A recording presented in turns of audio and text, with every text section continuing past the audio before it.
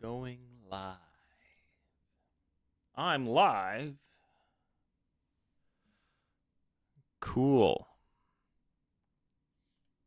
Although while I'm on this screen, I'm going to make sure I get rid of everything that has client contact information on it, because that could be bad. Make those disappear. Alrighty, happy Monday. I had a really good night's sleep. Had a couple coffees. Had some good lessons first thing this morning. I'm drinking water instead of another coffee because I can. Okay, so I have had a few viewer questions, I think.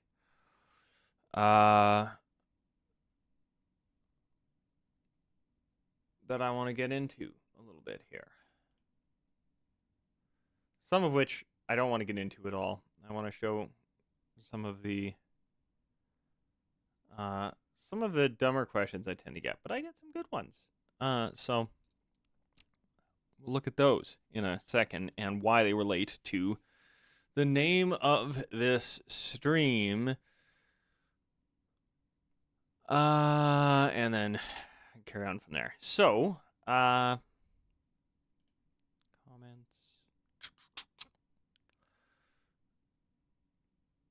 So let's flip over. Hey, I'm backwards. Okay. These are the kind of comments I tend to get. Now, some of these, yeah, hey, somebody likes it. Cool. But I run into some like this. You liked it and recommended it. How about some detail question marks? I have no idea what you're asking.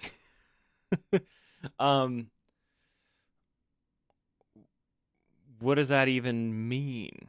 I just don't understand, right? Now, something like this. Mics are not cardioid pattern, too much bleeding. That's a comment, at least, even though I think they're incorrect, that is worth noting. If you are used to very, very good side rejecting kind of mics, those Phoenix Pros, they don't reject from the sides as much as some.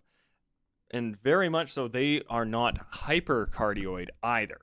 I think they have maybe a tad bit more bleed than, say, an SM58, but they're still cardioid. I don't know what you're talking about, but at least, yeah, like they're saying, like, yeah, they're getting some bleed. Okay, but probably not for the reasons you think, I guess. Now, if you're used to hypercardioid, hypercardioid is kind of the mushroom with the stem out the bottom. That stem is because they actually pick up from directly behind them. So if you're used to that, if you're used to hypercardioid mics, a regular cardioid might sound a little wonky to you.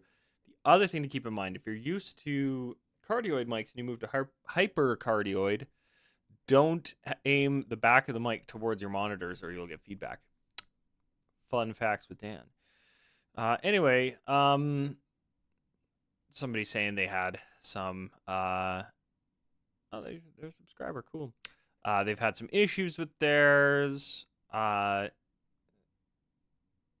talking about using a different browser. So one of the things I mentioned with the Wi-Fi issues I was having, or I wasn't having, one of my clients was having with the UI 16, is they were having some weirdness with their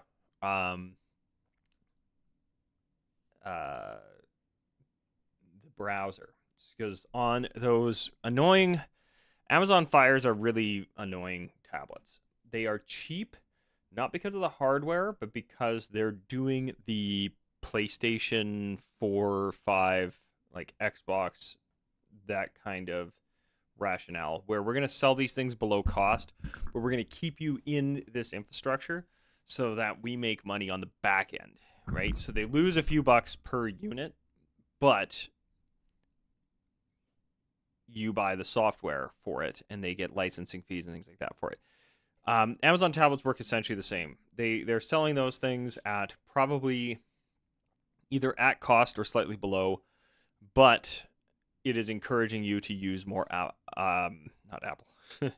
Apple has a, Apple has the same problem, but in reverse, where they're still charging you. In their defense, these days, you're not paying an Apple tax on things like an M2 or M3 compared to, say, like an Intel Mac. Those were heavily overpriced, in my opinion. But they sell you something and then they keep you in their walled garden and keep you in their ecosystem. But yeah, Amazon, they want you buying their apps. They have like their own app store kind of present on the thing, and the limit what you can and can't put on it is really annoying. My inclination was that an Amazon Fire tablet was going to be perfect for running the UI 16, and I was wrong. Because it's like, oh, all I need is a browser, except the default browser has a ton of weird quirkiness that was terrible. So this guy's saying the same thing, but he's saying specifically that Chrome. Now, I haven't had issues with Chrome in the UI interface. I have had issues with whatever the stock version of Chrome that comes with the Amazon Fire tablet. I just use regular Chrome on all my other devices, and it runs fine. But anyway, yeah, so like I get comments like that.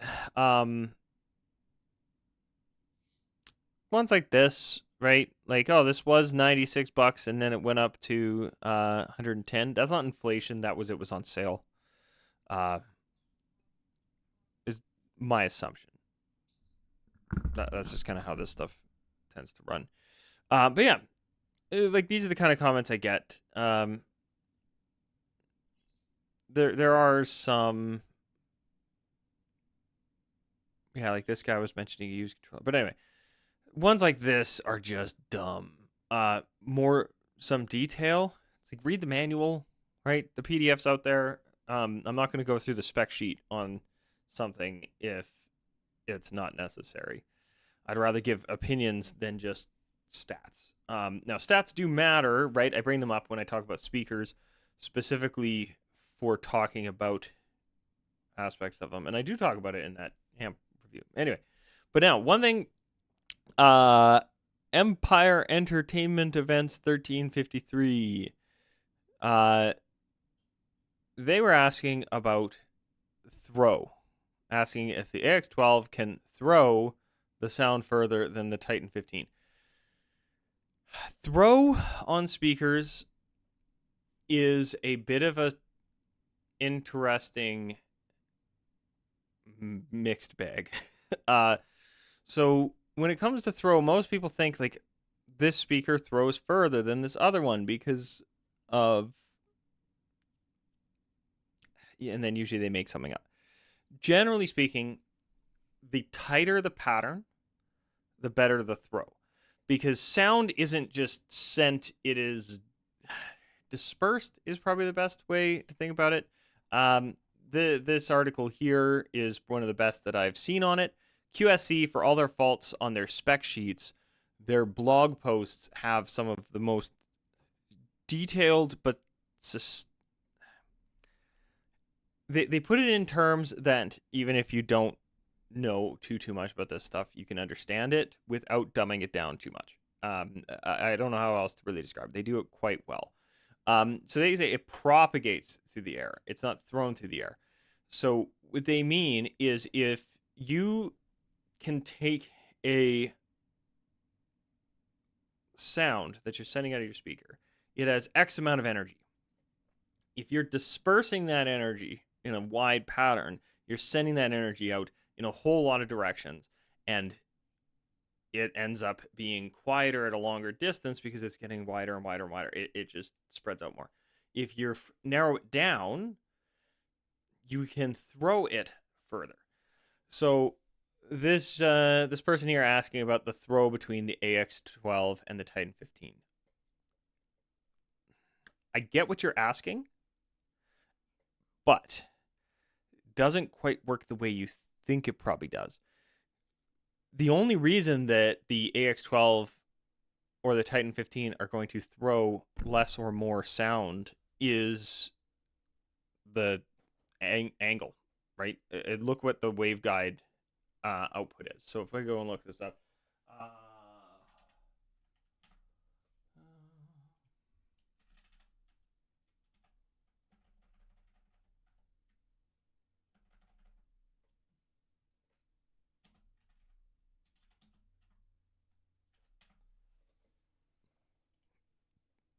passive series, but life goes on. So the Typhon series, which I still to this I will sing the praises of these speakers, even though I do not sell them anymore. I wish I did, but scroll down, and they've got our frequency range, transducers, impedance, compression driver. Here we go. Coverage, 100 by 80. Down. They say coverage. 90 by 60. Oh, that's for the 8. We want Titan 15. 100 by 80. Make sure I'm looking at the actual ones here. So this would be the AX12. 100 by 80. They'll have the same throw, right? That is how essentially to tell if they're going to have the same throw or not is look at the coverage patterns and the dispersion patterns. Now, as this article mentions, oh, not that one, this one, we're going to be looking at something a little bit different if you're talking about, oh, my brain, line arrays. But I want to talk about those later. But line array is one of the reasons that they have the throw that they do. There's a few reasons they do that. This article here, this article gets into the few different reasons that has to do with how they make the choices of the angles and stuff on here. They do have generally a much narrower throw from a vertical perspective. That way they don't overlap too much when they don't want it to, right? You can see here there are some overlaps, and they get into that a little bit here. But, yeah. So, yeah, to answer the question, when it comes to if they're trying to figure out if a speaker has more or less throw, look for that dispersion. That is one of the reasons why a lot of column arrays, like if I go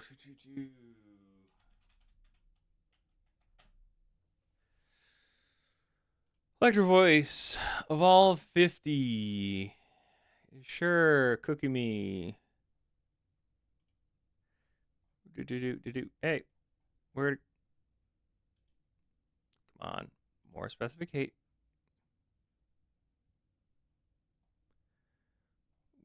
Why?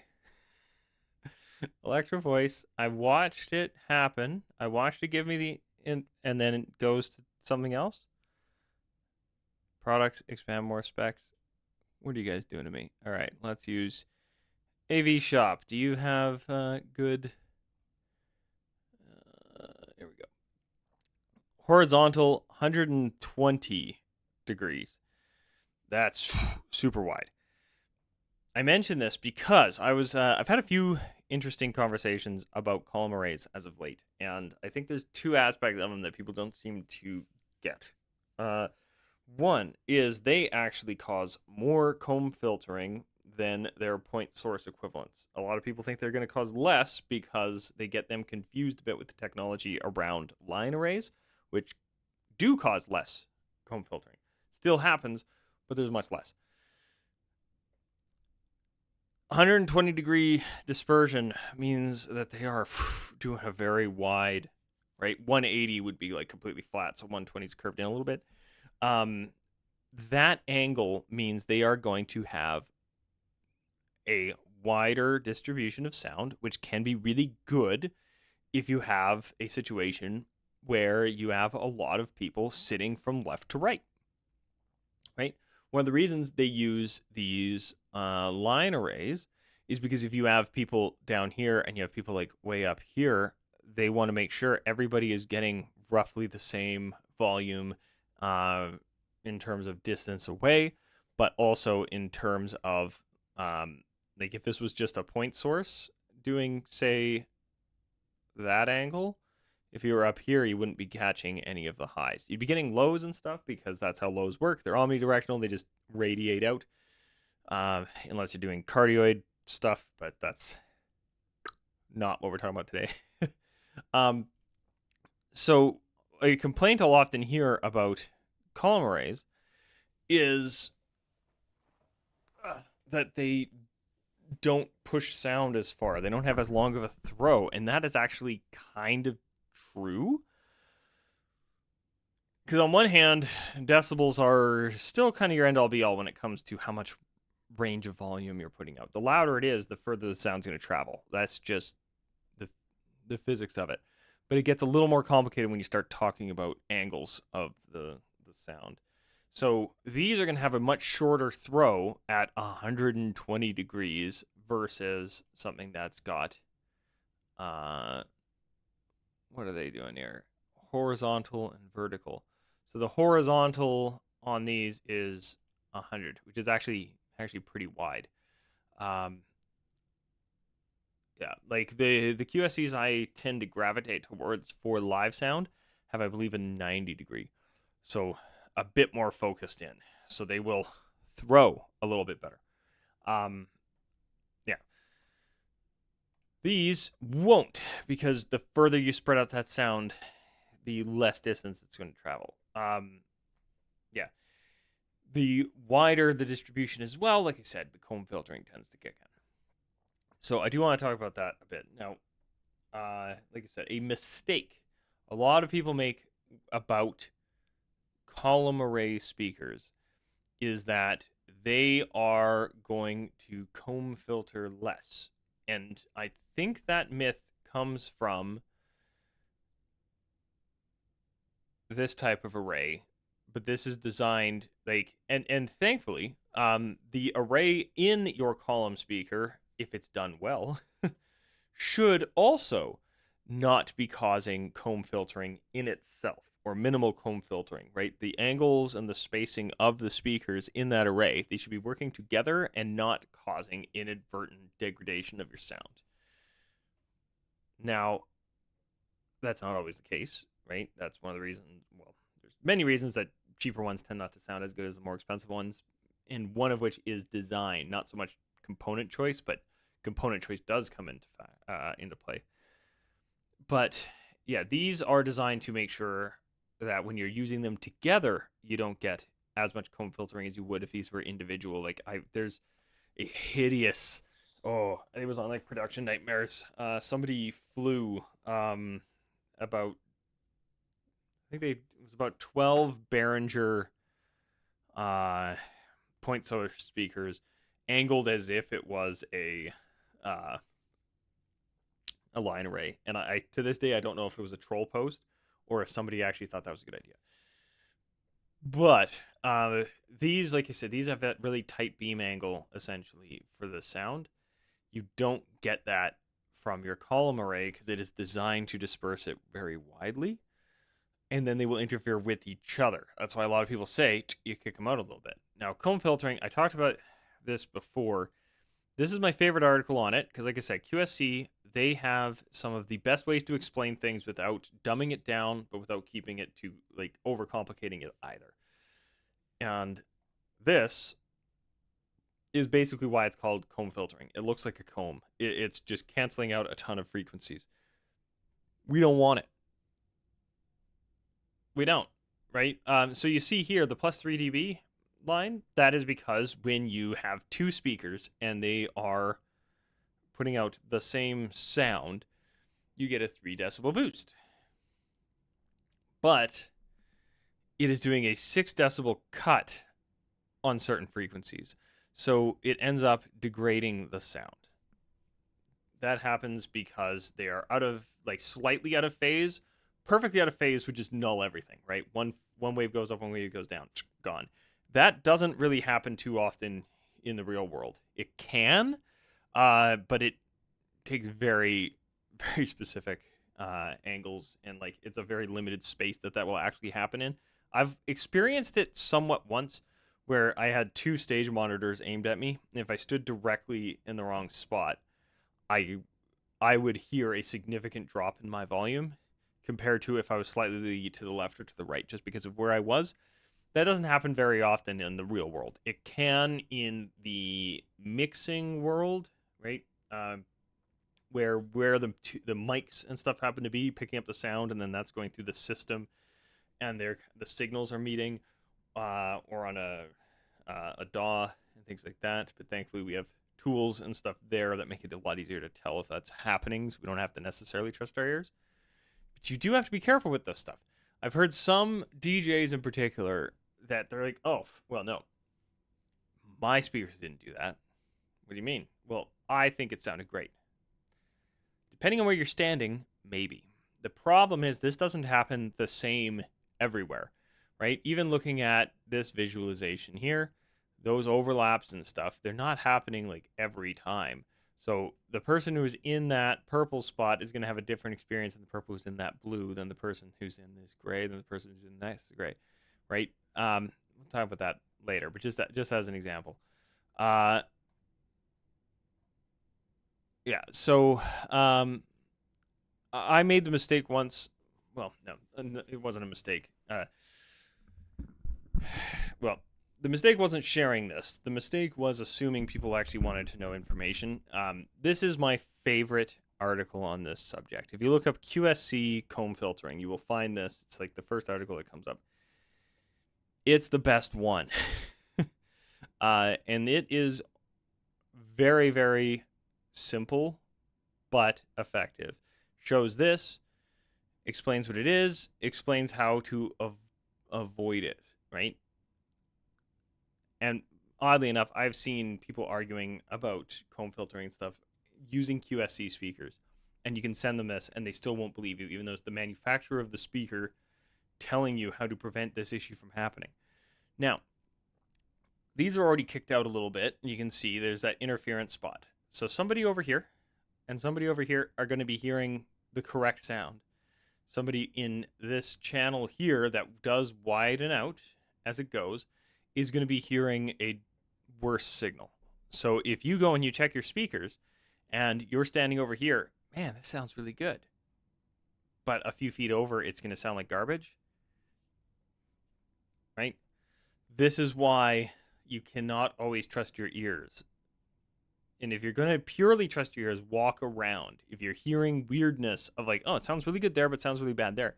It could be some power alley issues on your subwoofers. It could be some comb filtering on your tops. It could be weird room reflections, right? I've heard, and it's true, comb filtering can be caused by echoes off the wall. It's not as bad as, at least in my opinion, as having two speakers, right? Like they have these at, I don't know what angle this would actually be at, because they're saying, oh, we increased the angle to 60 degrees, and look, it got rid of it. But they're already angled here. I would be interested to see these particular like 60-degree dispersion ones, because oftentimes people put them flat, where they've already kicked them out a bit, but they're saying, no, you got to kick them out more. But yeah, this is easy to avoid. But what a lot of people think is more speakers equals more good. But it doesn't. Yes, there's 3 decibel increase, but it doesn't work. Now, my favorite part about this article is, again, that it is succinct. It is well put together. It's an easy read. It explains a fairly complex issue with sound in a very, very effective way. Now, they do mention a few things. So, in addition, in order for this comb filtering effect to happen, the level of the signals must be within 10 decibels of each other. That tells me instantly the further apart you've spaced your speakers, the less comb filtering you have. That should be noted, because they have to be within 10 decibels of each other. They have, once one drops in volume by half, problem goes away. So especially if you're like me and you tend to run a lot of mono, space your speakers out more, a lot of this goes away. Don't space your subs out more, though. That's where it gets a little tricky for the DJs who care more about visuals than they do about sound quality. Gonna directly call you out on that, because there are a few where I've told them, like, hey, it'll sound better if you put them together. Yeah, but it looks better if I do this. Okay, I can't argue with that. It looks better to have them spaced. Doesn't sound better, though. You have to be aware of that. But anyway, further spaced apart, gonna be better. But when you do share the article on like Facebook and stuff, it unfortunately, I wish it shared this photo, but it shares this photo, and then people think that you're just sharing like a purely technical like graph. I'm like, no, guys, it's an article. And somebody's like, oh, you're a graph guy. I don't know what that means. Is that an insult that I believe in graphs? Is the world anti-graph now? But anyway, this is easy enough to avoid. Now, sound reflections, like they said, this matters, I would say, more for recording. As I mentioned here, diffusion, absorption, like that's one of the reasons if you go into like a well-built concert hall, they'll often have some diffusion and absorption built in. But yeah, they get into these angles and stuff, and yeah, the wider the distribution of sound on your speakers, the more comb filtering becomes a risk. So again, I'm just going to repeat it because this doesn't always sink in for people. Your column arrays will interfere with each other. They just do. The original column array, to my knowledge, at least in the way that it's often used these days, because there were column speakers used in a lot of churches, right? They'll have column speakers mounted. But the original column arrays, as we know them now, where it's like the stick of speakers with the sub underneath, was a Bose system designed for singer-songwriters. They would use one. It would sound really good. It had wide dispersion of sound, so when you're in like a coffee shop, you can put it kind of anywhere and everybody can hear it. And it sounds good. That is how it was designed, though, is that most of those were set up to use one. And they are creating an array with the speakers in that column, but they're not very good at not interfering with each other. Now, like I mentioned, talking about throw,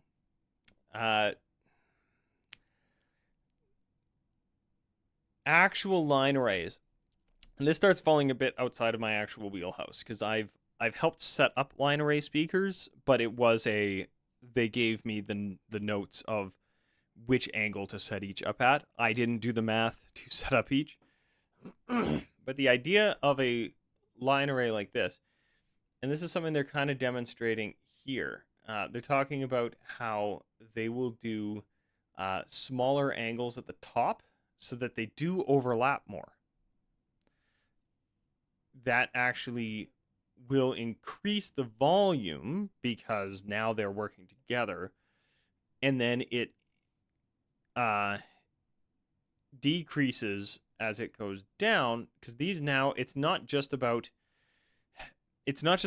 how far away they are from the subject, right? That matters a bit, but because of the way the array works together, these top speakers are actually able to send energy further and volume further than these bottom ones are, because of how they're working together, not just because of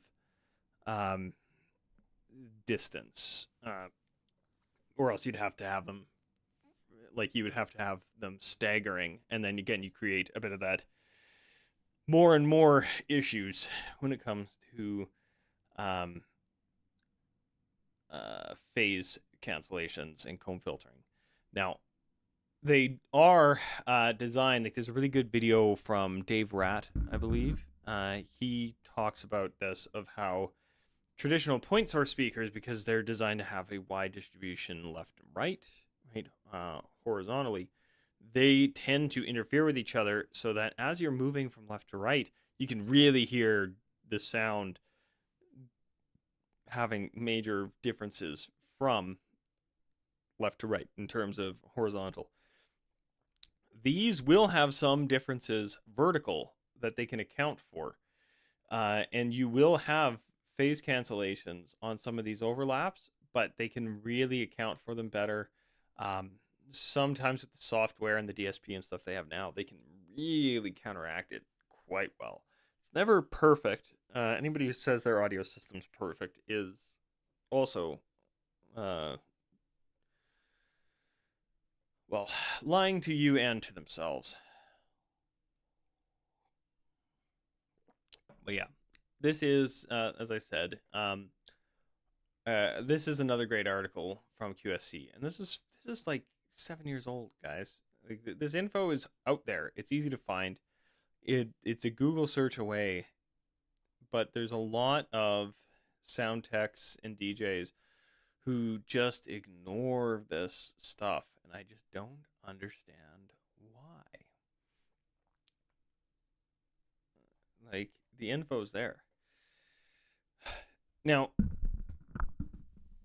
this brings up some questions and some answers. So, like, if you have, say you've got a room and you're trying to fill the whole room, so you space your speakers out really far. Well, now you have some areas where people will not be able to hear as well, particularly on your dance floor, right? So you've got really far spaced speakers. They're sending some sound down, and they are sending a lot of sound from left to right, but like somebody directly in the middle now, right at the edge of the stage, that's where you add center fills. Yes, they will introduce a bit of phase cancellation, but as mentioned in this wonderful article, 10 decibels is where it truly matters, right? Once you cross that threshold.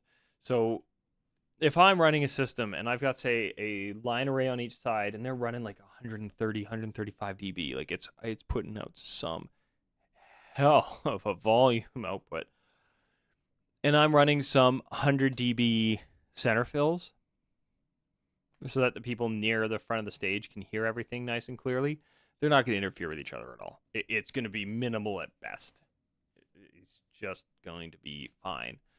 Now, if I'm DJing a wedding and I have two speakers and they're about 8 feet apart from each other, I don't need a center fill. I've seen people doing this. I don't understand it. Yeah. Now, subwoofers, again, different story. If you've got, like, what was it?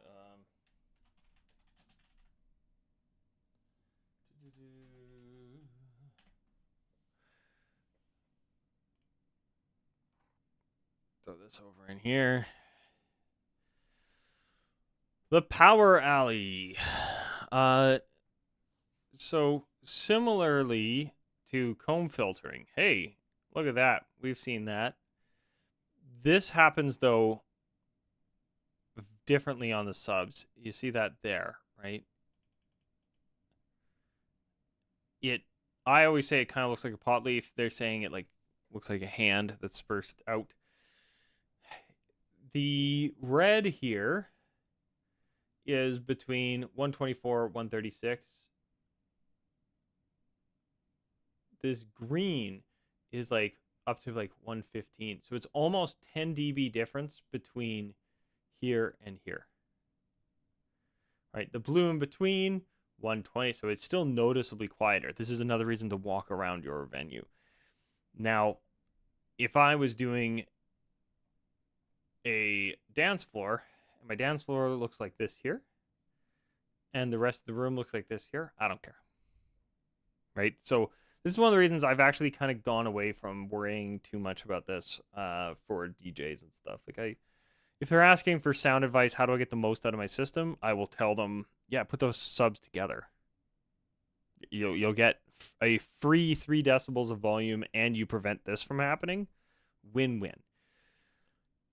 However, if they're spacing it out and people are this close to it, it doesn't matter. They're going to be fine, right? Now, it does affect different frequencies differently, right?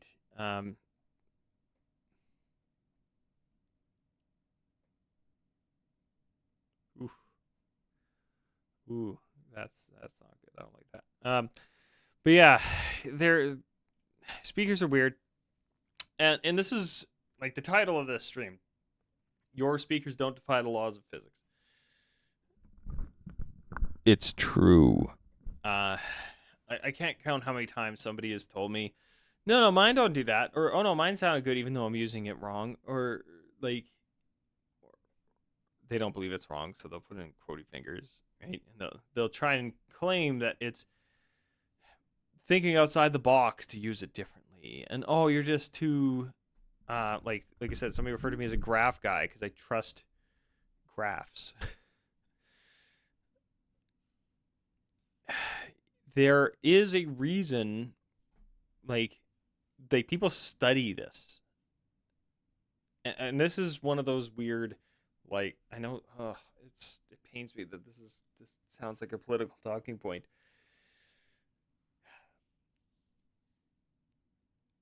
Your ears in your room are likely not more correct than the acoustic engineer who has been studying this for 30, 40 years using information passed down from the guy before them that did it for 30, 40 years.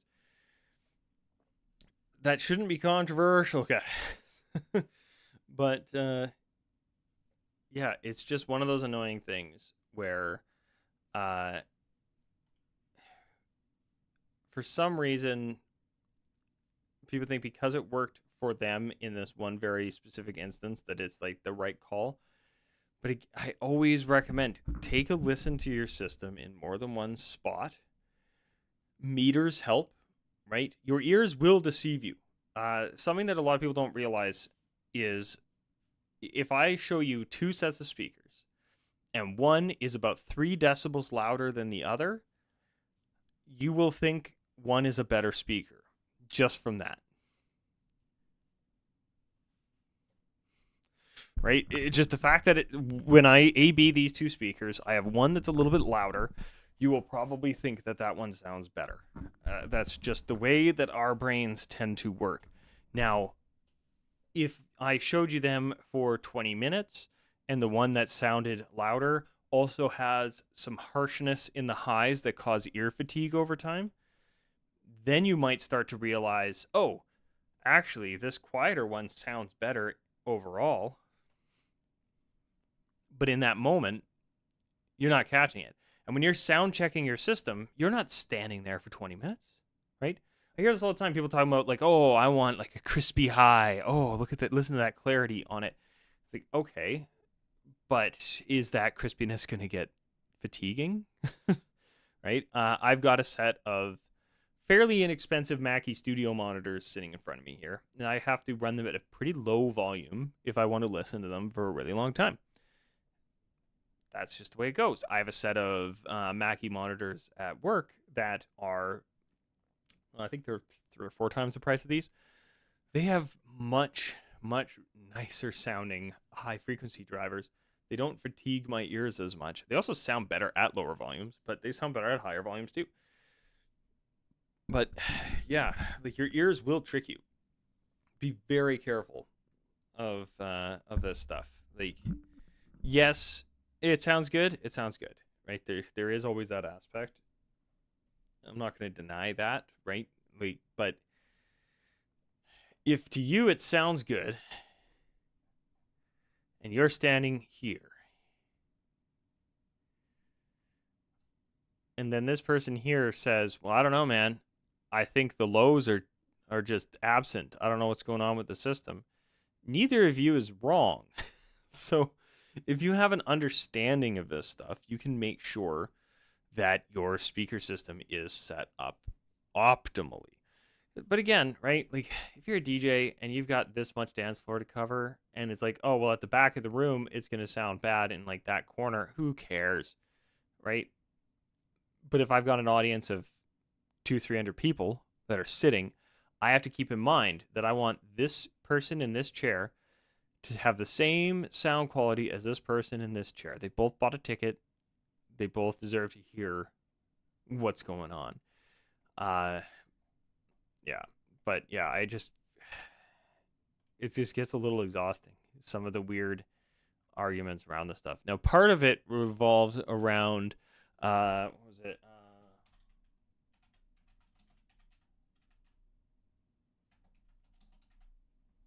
Let's see if I can find.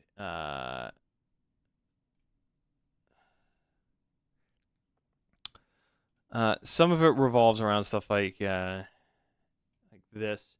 So back in the day, when PA systems sucked, this was what you kind of had to do, right? And even if you go and you look at like Woodstock, even like you get up to the high end of at the time, like these point source systems, they kind of had to make do with what they had. It was about the volume and it sounded good enough. You did what you had with the materials. Now I know this, like there's a few other countries. I know this mostly from Jamaica because I watched a documentary on it a while ago, where it was very much like you put together a system. Like you piece it together bit by bit. You make it sound like you get a wall of speakers, basically.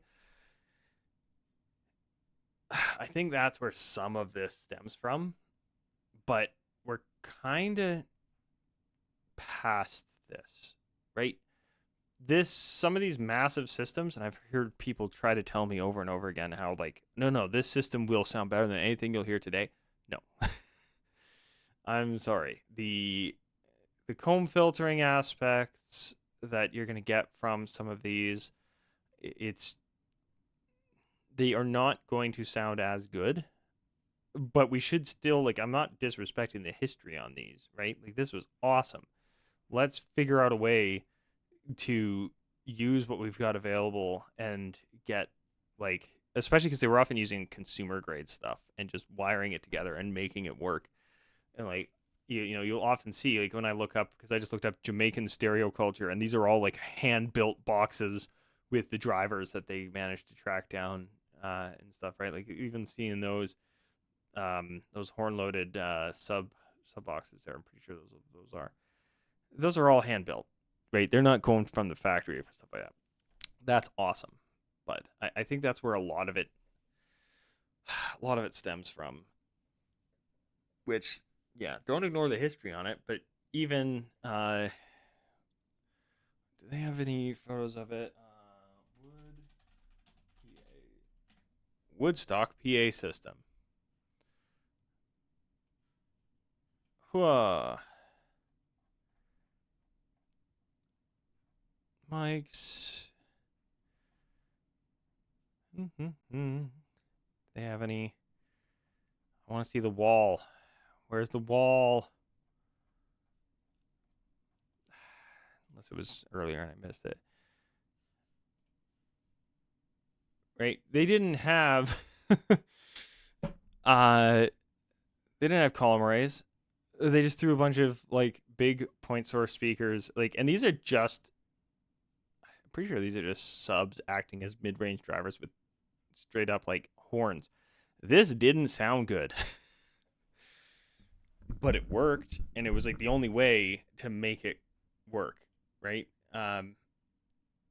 These were enough for the time. This is what you had to do.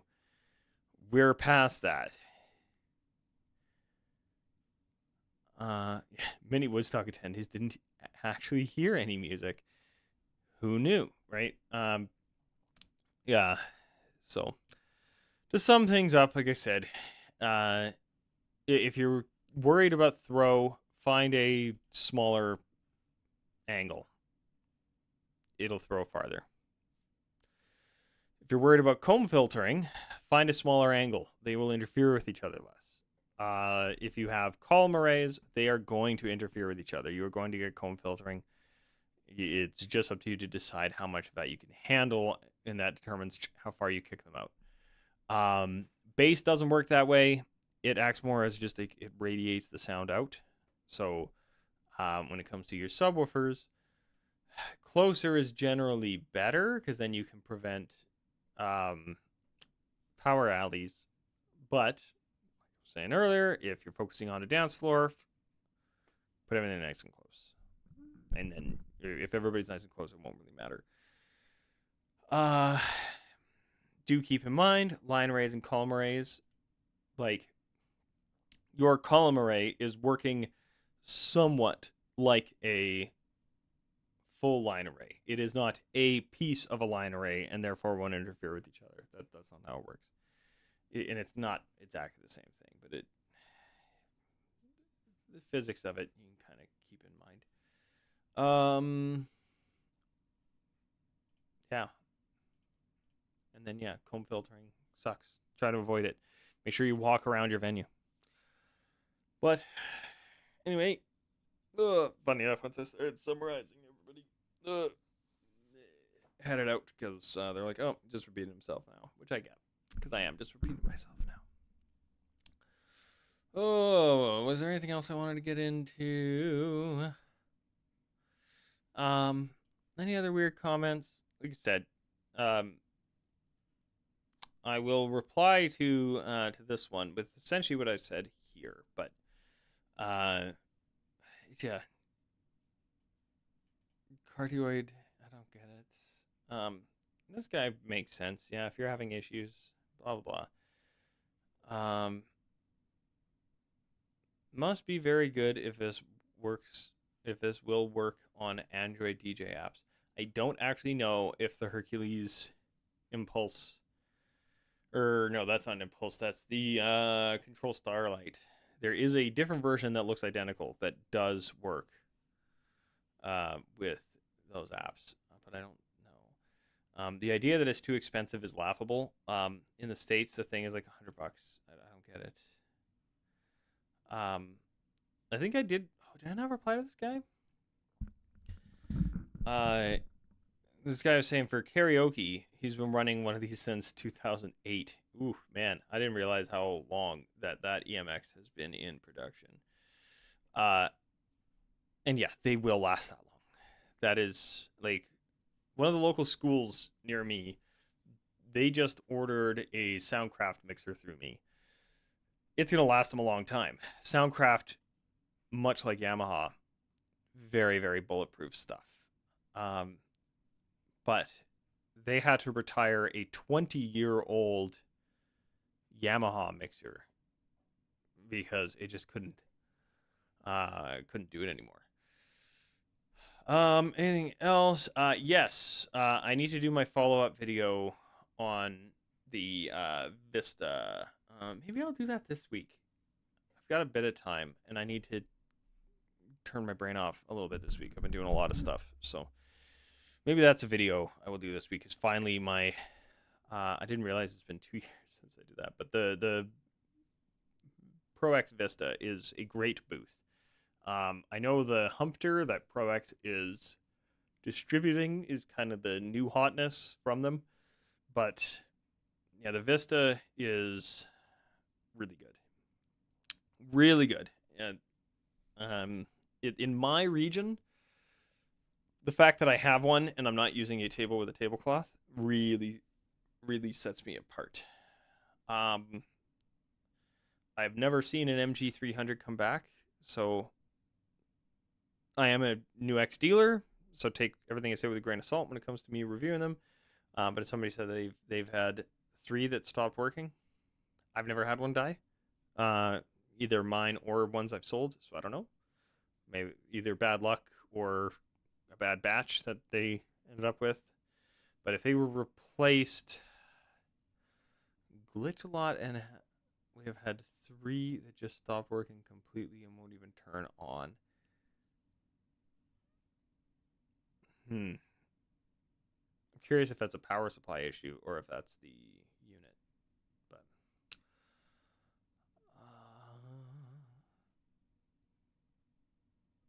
yeah, and like this guy sums up really well that the UI16, one of its biggest strengths, and it's kind of his biggest weakness in some regards, it doesn't have The UI 16 doesn't have an app, which is great.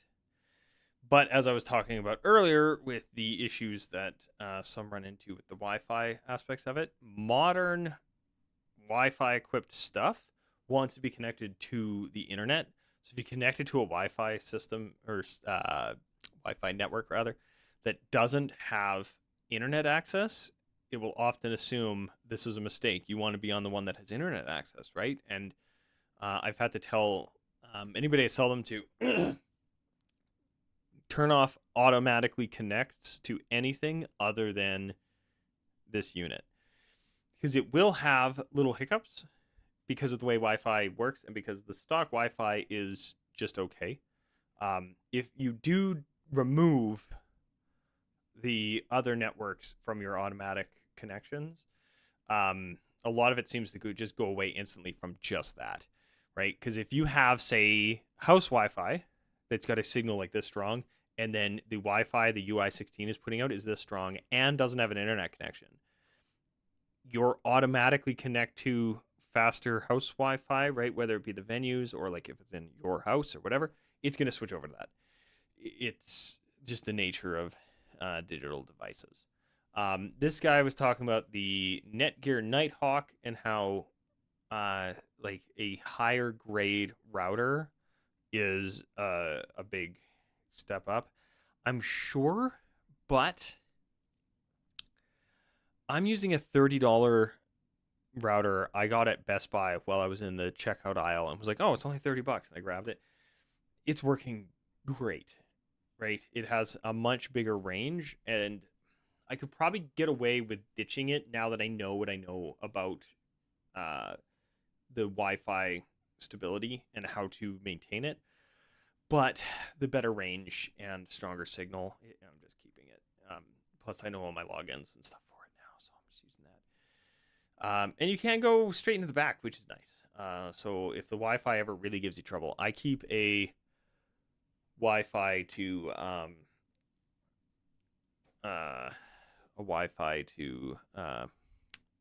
USB-C, or no, Ethernet to USB-C adapter now in my bag, so I can connect my tablet just direct if I ever need to, but haven't had to yet. Somebody was talking about the Cambridge 50 and how it is super light. And yes, I agree. Now this, actually what I should do, somebody asked this, and I don't know what they asked, and I never thought, because I don't always forget. Google lets me do this. Oh, they just have the UI 12 in their home studio. Okay, that's all they're saying. I don't know if this is a question or not. And then promo SM smiley face. Don't know. But yeah, anyway, those were some questions and stuff that in comments. Like I said, some comments that I get are strange. Like, I don't know what they mean by detail.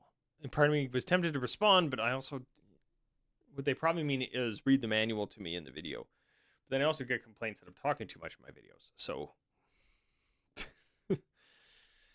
I've also moved, I don't know if people care or not, I've moved to simpler thumbnails. Like just the words, right? This kind of thumbnail doesn't seem to get as much attention as like this one seemed to do okay, but like this, nice and simple, this got more views. But anyway, I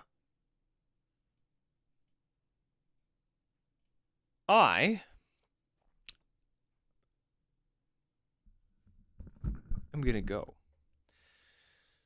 But it has been fun as always. Like I said, I should do ProX Vista. I'm gonna do a review on that. I've got a review of my uplights, or at least my initial impressions review kind of thing. I'll probably milk 2 videos of that because I can. Working towards that 3,000 watch hours to monetize the channel. I've got enough subscribers, but I have to get the watch hours up. Once I have that, I will carry on from there. But yeah, hopefully some of this was useful and not just me rambling. I'm okay if it was the latter, though. But said new videos coming. Just been a busy few weeks, so I have not done as many as I would like. Should be able to get 1 or 2 out in the next few weeks. So in the meantime, hopefully see everybody next week. We will see. It has been